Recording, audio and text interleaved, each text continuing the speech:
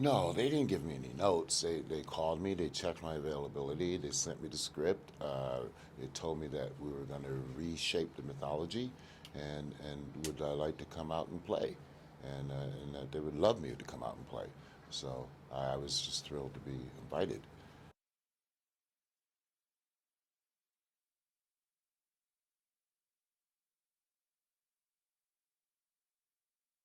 Oh, well, first of all, I don't feel like it would have been a legitimate Final Destination film without him. I mean, you know, the fans love that character, and they love him, and like you know, that's huge for us. You know, it's important. They kind of demanded that. 100%. Yeah. And you know, as from an actor's point of view, Tony's great to work off of because he gives you so much, and that he embodies that character in a way that is really, it's very intimidating. You know, the information is direct and it's true and it's very heavy. And so as you have to take this from someone, especially, you know, he has the presence of someone that's bigger than everybody else on set. And so he delivers in a way that embodies what he looks like. So it's great, man. I mean, when he came on set, it kind of like, everybody was like, oh, okay, right.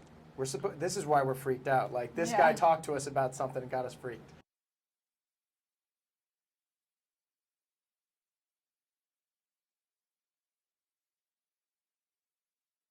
Well, okay, the audition process for me was very quick. I was cast very late in the process, so I had one audition. I went in to meet New Line. Everyone was already up in Vancouver.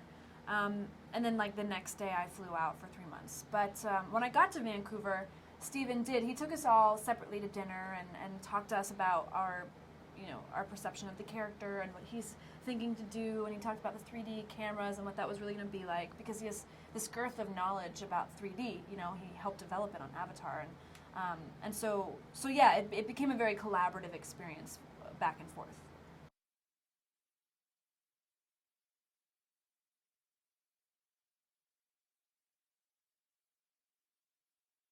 Well, I was excited, you know, for the pedigree that he came from. I mean, I was very intrigued. The way they spoke about him was really highly, and then you meet him and you can see the preparation. I mean, he has, you know, in a positive way, an obsession with preparing for as much of the possibilities that can happen on a day, which is so important for a highly technical shoot. And I think in that way we felt very much in good hands.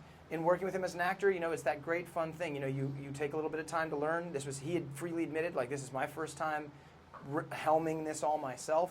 I'm still a young actor, so I'm still learning as I go. And we developed a dialogue with each other, and it was something I felt really comfortable with because we worked together almost every day for 3 months.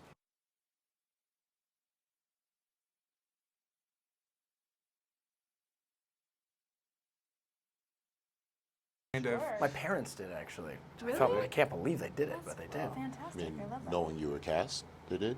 Yeah, when they knew I was cast, they went for all of them, and they were just like, "This is terrifying." But they did it all in You're one in day. this? Yeah, yeah. I did, but not all in one day. Yeah, I need to take it in small doses. I had seen the first one and I loved it, but then I had to watch the other ones kind of weekly.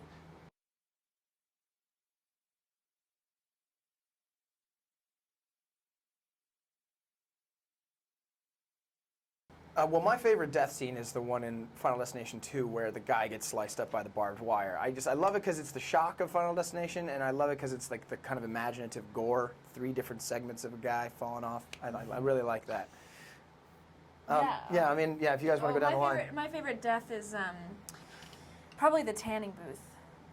Just because I've never actually been in a tanning booth, but it looks terrifying just in general. So when they had that come out, I was like, oh yeah, no, never gonna get a tan.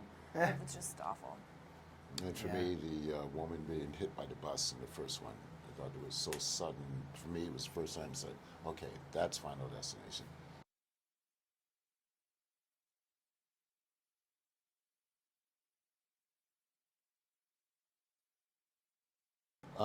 They're just really appreciative. The good thing about working in movies, not just horror anyway, there's a great unifier. So there, you know, all kinds of people watch all kinds of things. So I'm sort of an ambassador, being an African American man. I can like talk to someone who I wouldn't normally speak to, or wouldn't normally speak to me. So that's when I know that art can transcend, and it becomes a good thing.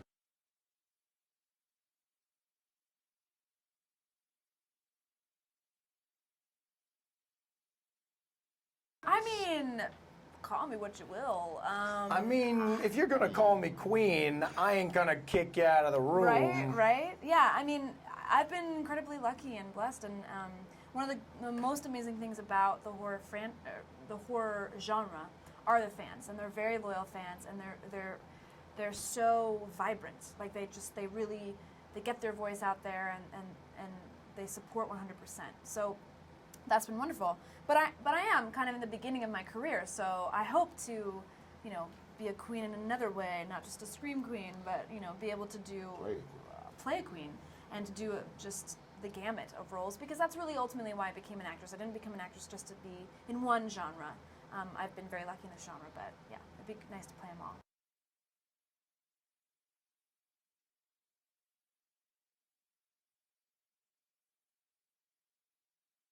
I think it's a good question. I think that, boy, what's great is that you have to go through a lot of emotions.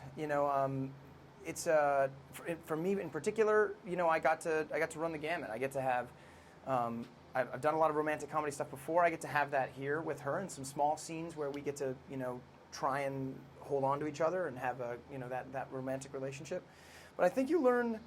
I can just speak about this particular film. I learned about the action sequence. I learned about shooting with green screen. Learned about massive sets, and I learned about sustaining energy that you need over an extended period of shooting to match the energy that's necessary to bring it for a movie like Final Destination. So I think that it's a great training, and it inundates you with that stuff.